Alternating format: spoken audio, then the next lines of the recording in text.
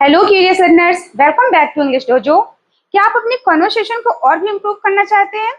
अगर ऐसा है तो फिर आज मैं आपको कुछ ऐसी चीजें बताऊंगी जो आप अपनी कन्वर्सेशन में यूज कर सकते हैं और अपनी इंग्लिश को और भी अच्छा कर सकते हैं।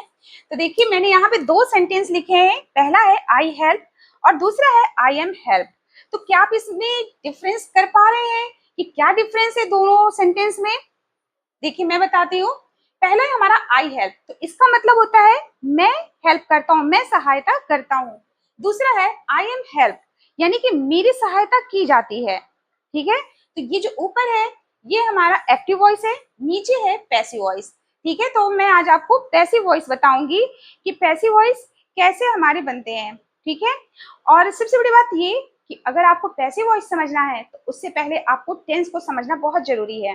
अगर आप टेंस को अच्छे से पढ़ लेते हैं, समझ लेते हैं, तो आपको पैसिव वॉइस समझना बहुत ही इजी हो जाएगा। इसी तरह से मैंने अपने बेटे को भी बताया है, क्योंकि बहुत जरूरी है टेंस। टेंस हमारे 12 टाइप्स के होते हैं, और अगर आपने टेंस का वीडियो नहीं देखा है तो आप उसको देख सकते हैं। मैंने उसका एक वीडियो बनाया है टेंस का, तो मैं उसकी लिंक इस पर डाल दूंगी, आप उसको जरूर देखिएगा। क्योंकि पैसिव वॉइस को समझने से पहले हमें टेंस को देखना बहुत जरूरी है। जैसे कि टेंस हमारे 12 टाइप के होते हैं, वैसे हमारे जो पैसिव वॉइस होते हैं वो 8 टाइप्स के होते हैं। जैसे कि simple present, simple past, simple future, present continuous, past continuous, present perfect and past perfect, future perfect. ये हमारे 8 टाइप्स के होते हैं। तो मैं आज आपको बताती हूँ, लेकिन मैं इसकी पूरी सीरीज बनाऊंगी एक एक करके, ताकि आप उसको आसानी से समझ सके। मैं पूरे एग्जाम्पल के साथ अच्छे से बताऊंगी, ताकि आप उसको अपने कन्वर्सेशन पे भी यूज कर सके डे टू डे।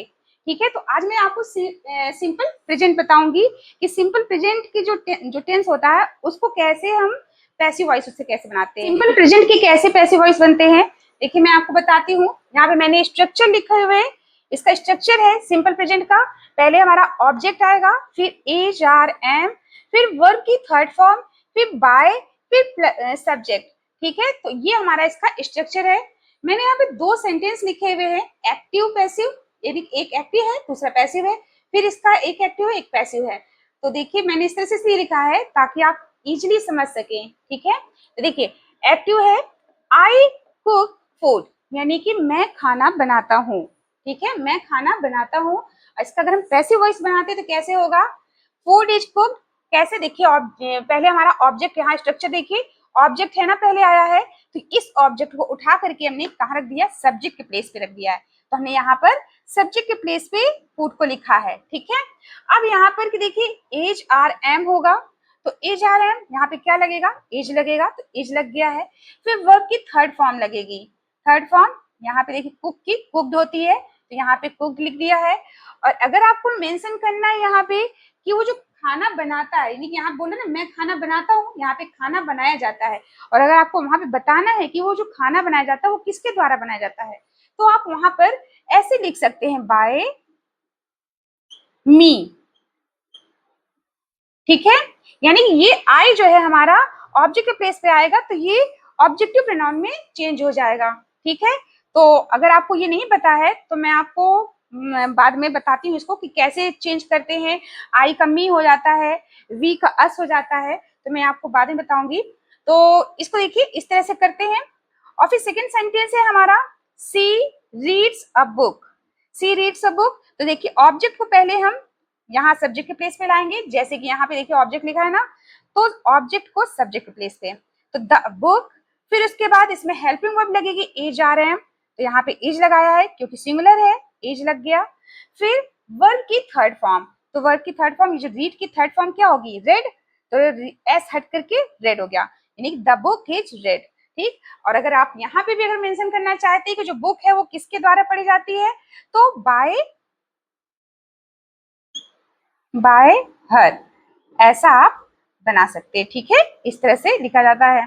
तो इस तरह से, यानी कि हमारा जो ये एक्टिव हो गया, इसका ये पैसिव हो गया, ये एक्टिव हो गया, इसका ये पैसिव हो गया।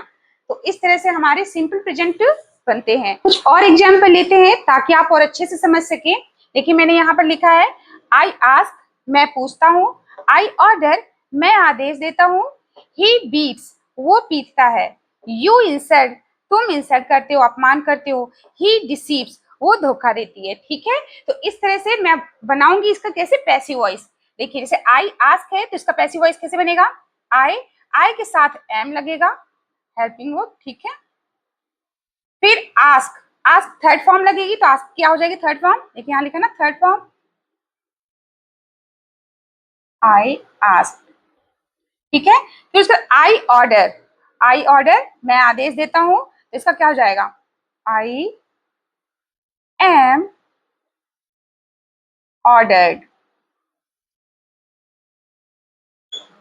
ठीक है, मैं आदेश देता हूं, मुझे आदेश दिया जाता है, मैं पूछता हूं, मुझसे पूछा जाता है। ठीक है, ही बीट्स, वो पीटता है, ही के साथ क्या लगेगा, एज, ही एज।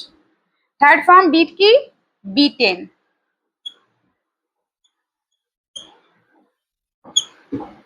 बीटेन तो वो पीटता है, उससे पीटा जाता है। यू इंसल्ट, इसका कैसे बनाएंगे, यू के साथ क्या लगेगा, आर,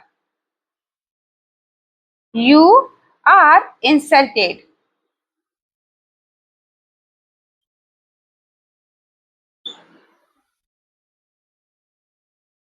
सी डिसीव, वो धोखा देती है, सी डिसीव्स। अब इसका बनेगा सी, सी के साथ एज, डिसीव।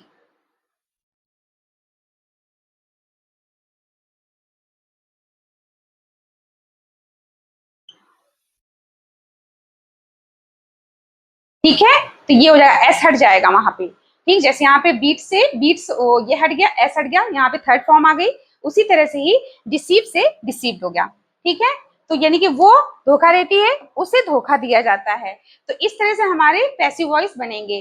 अब मैं आपको बताती हूँ कि कैसे, जैसे ये मैंने आपको बताया बाई, फिर उसके बाद सब्जेक्ट, यानी कि बाई करके अगर आपको बताना चाहते हैं कि वो जो काम हो रहा है वो कौन कर रहा है। ठीक है, अगर आप बताना चाहते हैं तो बाई करके आप उसको लिख सकते हैं।